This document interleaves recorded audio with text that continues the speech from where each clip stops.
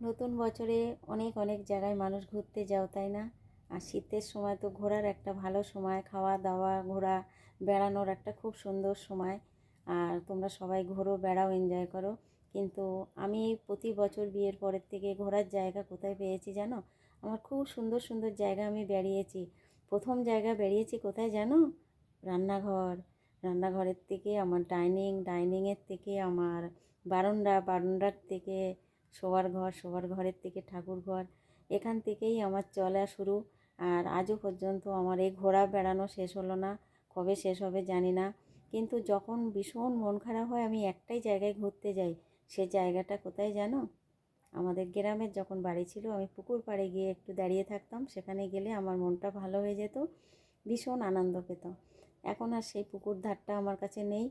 আমি এখন অন্য জায়গায় চলে এসেছি, তাই সেখানে এসে আমি নিচের বাড়ির ছাদের উপরে একটু প্রাকৃতিক দৃশ্যটাকে দেখি। এই ঘোরাটা আমার মনে হয় আমি দার্জিলিং ঘুরে চলে এলাম।